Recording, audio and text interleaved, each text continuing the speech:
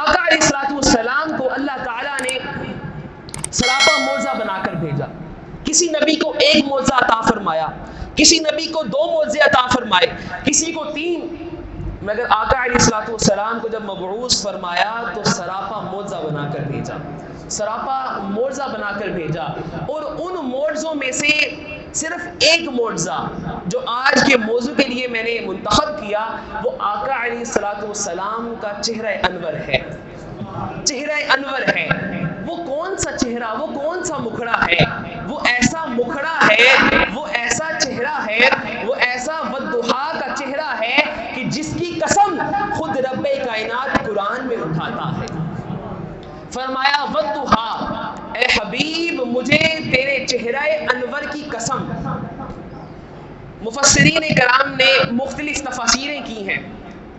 کسی نے لکھا ہے کہ اس سے مراد چاشت کا وقت ہے, کسی نے لکھا کہ اس سے مراد دن کا وقت ہے, مگر حضرت عبداللہ ابن عباس رضی اللہ تعالی عنہ آپ فرماتے ہیں کہ یہاں پر صرف اور صرف آقا علیہ الصلوۃ والسلام کے چہرہ انور کی قسم کھائی گئی ہے. وہ پھر دلیل پیش کرتے ہیں, وہ فرماتے ہیں کہ یہ آیات, یہ سورۃ مبارکہ اس وقت نازل ہوئی جب فترۃ الوحی چل رہی تھی, جب آقا علیہ الصلوۃ والسلام کے پاس وحی آتی تھی, اور اس دوران ایک سلسلہ, ایک لمحہ ایسا بھی آیا کہ وحی آنا جو ہے وہ بند ہو گئی, منقطع ہو گئی. تو پھر اللہ تعالیٰ نے اس فترۃ الوحی کے بعد جو آیات نازل فرمائیں وہ یہ تھیں, جب کافر آقا علیہ الصلوۃ والسلام کو معاذ اللہ طعنہ دیتے تھے کہ آپ کا رب آپ سے ناراض ہو گیا ہے, اب تو کوئی وحی نہیں آتی, آپ سے کلام نہیں فرماتا, کافر یہ طعنہ دینے لگ گئے. تو اس وقت آقا علیہ الصلوۃ والسلام کے دل پر کچھ بوجھ محسوس ہوا. اب اللہ تعالیٰ نے اس بوجھ کو ختم کرنے کے لیے فرمایا والضحیٰ, اے حبیب مجھے تیرے چہرہ انور کی قسم, واللیل اذا سجا, اے حبیب مجھے تیری زلفوں کی قسم جب وہ تیری شانوں پر چھا جاتی ہے. یہ اللہ تعالیٰ نے آقا علیہ الصلوۃ والسلام کی ہر ادا کی قرآن کریم میں قسم اٹھائی ہے, قسم اٹھائی ہے. تو پھر وہ نبی, وہ مکھڑا, وہ نورانی چہرہ کہ جس کو دیکھ کر اللہ تعالیٰ ارشاد فرماتا ہے قد نرا تقلب وجهک فی السماء, اے حبیب ہم یہ آپ کا چہرہ انور بار بار آسمان کی طرف اٹھتا دیکھ رہے ہیں. فلنولینک قبلۃ ترضاها, اے حبیب آپ کی جہاں پر منشا ہوگی, آپ جہاں چاہیں گے آپ کا رب قبلہ اسی طرف پھیر دے گا. تو قبلہ اسی طرف پھیر دے گا. یہ وہ واقعہ ہے کہ جب ابتدا میں مسلمان جو تھے وہ بیت المقدس کی طرف چہرے کر کے نماز پڑھتے تھے, تو مشرکین جو تھے وہ طعنہ دیتے تھے کہ مسلمانوں کا تو اپنا قبلہ ہی نہیں, یہ نمازیں ہمارے قبلے کی طرف منہ کر کے پڑھتے ہیں. اب یہ انہوں نے طعنہ دیا. اب کیا ہوتا ہے, نماز کا وقت ہوتا ہے, آقا علیہ الصلوۃ والسلام امام ہیں, آپ نماز فرما رہے ہیں, امامت فرما رہے ہیں. اب دوران نماز کیا ہوتا ہے, آقا علیہ الصلوۃ والسلام کے دل میں خیال آتا ہے باری تعالیٰ مشرک طعنہ دیتے ہیں کہ مسلمانوں کا تو اپنا قبلہ ہی نہیں, یہ نمازیں ہمارے قبلے کی طرف منہ کر کے پڑھتے ہیں, باری تعالیٰ ہمارا جی چاہتا ہے کہ ہم قبلہ بدل دیں. یہ سوچنے کی دیر تھی کہ اللہ پاک نے قرآن نازل فرما دیا. اللہ پاک نے فرمایا اے حبیب ہم یہ تمہاری ادا کو دیکھ رہے ہیں کہ آپ دوران نماز اپنا چہرہ انور آسمان کی طرف اٹھاتے ہیں, رب تعالیٰ چہرے کی قسم اٹھا لیتا ہے. فرمایا اے حبیب آپ جدھر چہرہ پھیریں گے ہم قبلہ ادھر بنا دیں گے, ہم قبلہ ادھر بنا دیں گے. یہ محبت نہیں تو اور کیا ہے, یہ محبت نہیں تو اور کیا ہے کہ ساری دنیا رب ول تقدی, رب تقدی تیرے ولے سونیا, رب تقدی تیرے ولے. تو پھر اللہ تعالیٰ نے دوران نماز آقا علیہ الصلوۃ والسلام کی منشا کے مطابق قبلہ بدل دیا. 1 سال 5 ماہ نمازیں بیت المقدس کی طرف مسلمان منہ کر کے پڑھتے رہے, جسے قبلہ اول بھی کہا جاتا ہے. دوران نماز یہ حکم ہوا. اب کیا ہوتا ہے کہ آقا علیہ الصلوۃ والسلام نے دوران نماز جو ہے وہ قبلہ تبدیل کر دیا. دوران نماز. اب پیچھے صحابہ کرام رضوان اللہ تعالی علیہم اجمعین کھڑے ہیں. اب انہیں اس بات کا پتہ نہیں ہے ابھی تک، مگر کیا ہوتا ہے جیسے ہی حضور علیہ الصلوۃ والسلام چہرہ انور کو پھیرتے ہیں تو صحابہ کرام بھی آقا علیہ الصلوۃ والسلام کی اتباع میں پھیر دیتے ہیں. اب حالانکہ وہ کہہ سکتے تھے کہ ہمیں تو یہ مسئلے معلوم نہیں تھے، ہمیں تو کسی نے بتایا نہیں تھا، ہمیں تو کوئی وحی جو ہے اس کی خبر نہیں ملی، مگر کیا تھا، یہ آقا علیہ الصلوۃ والسلام سے محبت تھی، اور اس درجے کی محبت کہ آقا علیہ الصلوۃ والسلام نے جیسے کر دیا ہے بس ہم نے بھی اسی طرح کرنا ہے. یہ محبت تھی آقا علیہ الصلوۃ والسلام کے ساتھ. تو پھر یہ چہرہ انور ہی ہے جسے دیکھ کر رب تعالیٰ راضی ہوتا ہے، جسے دیکھ کر جس کی منشا کو اللہ تعالیٰ قبول کرتا ہے، اور جسے صرف دیکھ کر کافر کلمہ پڑھ لیتے ہیں، جسے دیکھ کر کافر کلمہ پڑھ لیتے ہیں، جسے دیکھ کر کافر کلمہ پڑھ لیتے ہیں. اب اس طرف آئیے گا تھوڑا سا. حضرت حسان بن ثابت رضی اللہ تعالی عنہ، جن کے یہ اشعار آپ نے سنے بھی ہیں اور آپ کو یقیناً اس کا ترجمہ بھی آتا ہے، مگر اس کا پس منظر میں آپ کو سنانا چاہوں گا. وہ اشعار کیا تھے؟ وہ احسن منک لم تر قط عینی واجمل منک لم تلد النساء خلقت مبرئا من كل عیب کانک قد خلقت کما تشاء. یہ اشعار حضرت حسان بن ثابت رضی اللہ تعالی عنہ کے ہیں، اور انہوں نے کب پڑھے کہ ایک مرتبہ قریش مکہ نے حضرت حسان بن ثابت کو پکڑا.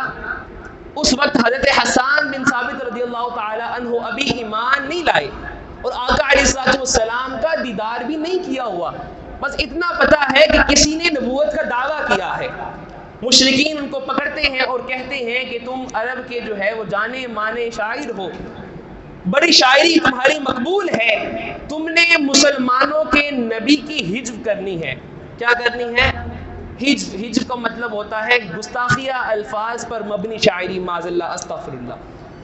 اور انہیں یہ کہا، اور انہیں اس گندی شاعری کرنے کی وجہ سے تھوڑے سے پیسے بھی دیے کہ آپ نے یہ جو ہجو کرنی ہے، گستاخی پر مبنی شاعری کہنی ہے، اس کے بدلے ہم آپ کو پیسے دیں گے. اب انہوں نے مشرکین مکہ نے پیسے دیے، آپ نے پکڑ لیے. توجہ ذرا میری جانب رکھیے گا. اب مشرکین مکہ سے آپ نے پیسے پکڑ لیے کہ کیا کرنی ہے؟ گستاخی کرنی ہے، معاذ اللہ، استغفر اللہ. ابھی آقا علیہ الصلوۃ والسلام کا چہرہ انور نہیں دیکھا ہوا، مشرکین سے پیسے پکڑ لیے ہیں. آپ دیکھتے ہیں مشرکین بتاتے ہیں کہ اس گلی سے مسلمانوں کے نبی گزر کے آ رہے ہیں اور تم نے ان کی شان میں گستاخی کرنی ہے اور شاعری کہنی ہے. اب دل میں ارادہ تو یہ تھا کہ مسلمانوں کے نبی کی گستاخی کرنی ہے، معاذ اللہ، استغفر اللہ، مگر جیسے ہی والضحیٰ کے مکھڑے کی طرف نظر پڑتی ہے، واللیل کی زلفوں کی طرف نظر پڑتی ہے، دل میں جو ارادہ ہوتا ہے بدل جاتا ہے، دل میں انقلاب پیدا ہو جاتا ہے، اور آپ فی البدی کہہ اٹھتے ہیں وَأَحْسَنُ مِنْكَ لَمْ تَرَ قَطُّ عَيْنِي وَأَجْمَلُ مِنْكَ لَمْ تَلِدِ النِّسَاءُ خُلِقْتَ مُبَرَّئًا مِنْ كُلِّ عَيْبٍ كَأَنَّكَ قَدْ خُلِقْتَ كَمَا تَشَاءُ. میری آنکھ نے آج تک آپ کے جیسا حسین و جمیل دیکھا ہی نہیں. ذرا مل کر بولے سبحان اللہ. وَأَجْمَلُ مِنْكَ لَمْ تَلِدِ النِّسَاءُ، میری آنکھیں آپ جیسا حسین و جمیل کیسے دیکھتی کہ کسی ماں نے آج تک آپ جیسا حسین و جمیل پیدا ہی نہیں کیا. خلقت مبرئا من کل عیب. یہ قریش مکہ، یہ کفار لوگ مجھے پیسے دے رہے ہیں اور مجھے کہہ رہے ہیں کہ میں آپ کی شان میں گستاخی کروں. بھئی میں گستاخی کیسے کروں کہ اللہ تعالیٰ نے آپ کو بے عیب پیدا فرمایا ہے. تو گستاخی اس کی جاتی ہے کہ جس میں کوئی عیب ہو، جو عیب سے پاک ہو. اس میں جو گستاخی کرتا ہے وہ خود اندھا ہوتا ہے، وہ خود اندھا ہوتا ہے. تو اس لیے انہوں نے عرض کی خلقت مبرئا من کل عیب، اللہ تعالیٰ نے آپ کو تمام عیب سے پاک تخلیق فرمایا ہے. کأنک قد خلقت کما تشاء. اور مجھے تو یہ لگتا ہے کہ جب خالق کائنات آپ کو بنا رہا ہوگا، آپ کا والضحیٰ کا چہرہ بنا رہا ہوگا اس وقت آپ سے پوچھ رہا ہوگا سونیا دس ہن تینوں ایتھوں کیویں بناواں. آپ کی منشا کے مطابق آپ کو اللہ پاک تخلیق فرما رہا تھا. تو جب یہ اشعار پڑھے اب وہ کافر حیران رہ گئے. انہوں نے کہا کہ یہ تو اس نے مدح کر دی آقا علیہ الصلوۃ والسلام کی بارگاہ میں مسلمانوں کے نبی کی, اور ہمارے سے ادھر سے پیسے لیے ہوئے ہیں, اب پیسے بھی پکڑے ہوئے ہیں اور آقا علیہ الصلوۃ والسلام کی مدح کر رہا ہے. پیسے لیے تھے گستاخی کرنے کے لیے مگر ادھر مدح کر رہا ہے. وہ کفار جو ہے وہ اکٹھے ہو کر آئے, انہوں نے کہا ہمارے پیسے واپس کرو, ہمارے پیسے واپس کرو. آپ نے سارے کے سارے پیسے واپس کیے اور فرمایا کہ اب تم مجھ سے جتنی بھی میری جمع پونجی ہے وہ سب کچھ لے لو, مگر جو میں نے آج دیدار کر لیا ہے کائنات کی جتنی بھی دولت آ جائے اس ایک دیدار کا مقابلہ نہیں کر سکتی, اس ایک دیدار کا مقابلہ نہیں کر سکتی. حسینہ جمیلہ دا منہ موڑ دیتا, حسینہ جمیلہ دا منہ موڑ دیتا, محمد بنا کے قلم توڑ دیتا, محمد بنا کے قلم توڑ دیتا. دوستان محترم یہی وجہ ہے کہ رب کائنات آقا علیہ الصلوۃ والسلام کی کہیں پر زلفوں کی قسم اٹھاتا ہے, کہیں پر آقا علیہ الصلوۃ والسلام کے والضحیٰ کے مکھڑے کی قسم اٹھاتا ہے, کہیں پر جب آقا علیہ الصلوۃ والسلام جس شہر میں چل رہے ہوں جس شہر میں موجود ہوں اس شہر کی قسم اٹھاتا ہے, فرماتا ہے لا اقسم بہذا البلد وانت حل بہذا البلد. تو آقا علیہ الصلوۃ والسلام جب آقا علیہ الصلوۃ والسلام دوران نماز کے دوران آسمان کی طرف دیکھیں اس ادا کو اللہ پاک قرآن کریم میں بیان فرماتا ہے. تو دوستان محترم یہ وہ عظیم نبی ہیں کہ جن کی قسمیں اللہ پاک قرآن میں اٹھا رہا ہے اور جن کی وجہ سے اس کائنات کو تخلیق کیا گیا ہے. رب کائنات خود ارشاد فرماتا ہے اے حبیب اگر ہم نے آپ کو پیدا نہ کرنا ہوتا تو میں اپنا رب ہونا بھی ظاہر نہ فرماتا. پھر فرمایا کہ اے حبیب اگر آپ کو تخلیق نہ فرمانا ہوتا تو کائنات میں جن اور انس کو بھی میں تخلیق نہ فرماتا. کائنات کو بنایا ہی آپ کے لیے گیا ہے, کائنات کو آپ کے لیے بنایا گیا ہے. کونین بنائے گئے سرکار کی خاطر, سردار کی خاطر تمہیں سرکار کونین کی خاطر تمہیں سرکار بنایا, کونین کی خاطر تمہیں سرکار بنایا. دوستان محترم جمیع صحابہ کرام رضوان اللہ تعالی علیہم اجمعین, یہ تو ایک واقعہ میں نے بیان کیا, اس طرح کے روایات بڑی پڑی ہیں کہ آقا علیہ الصلوۃ والسلام کا مکھڑے انور اس کی کیا کیا برکات تھیں. میں صرف مختصر بیان کروں گا اپنے موضوع کو جو ہے وہ مکمل کرنے کے لیے. حضرت عبداللہ بن سلام رضی اللہ تعالی عنہ آپ یہودیوں کے بہت بڑے عالم تھے, بہت بڑے عالم تھے اور کثیر تعداد یہودیوں کی آپ کی جماعت میں شامل تھی اور آپ یہودیوں کے سردار تھے حضرت عبداللہ بن سلام رضی اللہ تعالی عنہ. مگر کیا ہوتا ہے جب ایمان لے کر آ جاتے ہیں کوئی پوچھتا ہے کہ آپ نے تو یہودیوں کی سربراہی کی ہے مگر آپ مسلمان کیسے لے کر آ گئے. کوئی ایک آدھا بندہ تو آپ کی جماعت سے مسلمان ہو جاتا تو ٹھیک تھا, آپ سردار ہو کر مسلمان کیسے ہو گئے, کلمہ کیسے پڑھ لیا. تو آپ فرماتے ہیں رأیت وجہ رسول اللہ صلی اللہ علیہ وسلم, میں نے کسی اور چیز کو نہیں دیکھا, میں نے تو مکھڑا رسول کو دیکھا ہے, میں نے اللہ کے حبیب کے چہرے کی زیارت کی ہے اور میرا دل یہ گواہی دینے لگ گیا یہ کسی سچے نبی کا ہی چہرہ ہو سکتا ہے, کسی جھوٹے کا یہ چہرہ ہو ہی نہیں سکتا. آئیے دوسری روایت حضرت اما عائشہ صدیقہ رضی اللہ تعالی عنہا آپ فرماتی ہیں کہ میں ایک مرتبہ حضرت میمونہ سلام اللہ علیہا سے ایک سوئی ادھار پکڑ کے لے آئی. میں نے کچھ کپڑے سینے تھے, جب لے کر آئی رات کا وقت ہے, اندھیرا ہے, سوئی جو ہے وہ گم ہو جاتی ہے, زمین پر گر جاتی ہے, ڈھونڈنے پر بھی نہیں ملتی. مگر جیسے ہی آقا علیہ الصلوۃ والسلام گھر میں تشریف لاتے ہیں آقا علیہ الصلوۃ والسلام کے چہرے انور سے نکلنے والے نور نے پورے کمرے کو روشن کر دیا اور میں نے اپنی سوئی کو تلاش کر لیا.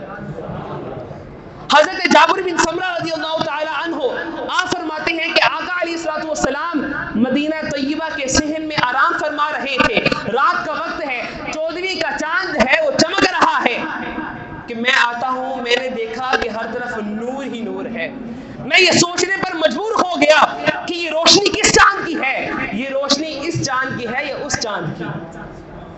آپ فرماتے ہیں پھر میرے دل نے گواہی دی کہ چاند کے چہرے پر تو چھائیاں ہیں، ادھر آقا علیہ الصلوۃ والسلام کا چہرہ تو بالکل نورانیت والا صاف ہے، اور میں نے یہ فیصلہ کیا کہ چاند کی روشنی کم ہے، میرے مدنی کا مکھڑا جو ہے اس کی روشنی زیادہ ہے۔ کسی شاعر نے کیا خوب لکھا کہ چاند سے تشبیہ دینا یہ بھی کوئی انصاف ہے، چاند سے تشبیہ دینا یہ بھی کوئی انصاف ہے، اس چاند کے چہرے پہ چھائیاں میرے مدنی کا چہرہ صاف ہے، اس چاند کے چہرے پہ چھائیاں میرے مدنی کا چہرہ صاف ہے۔ ان اشعار کے ساتھ میں اپنی گفتگو کا اختتام کرتا ہوں کہ یہ کائنات میرے آقا کا صدقہ ہے، میرے آقا نہ ہوتے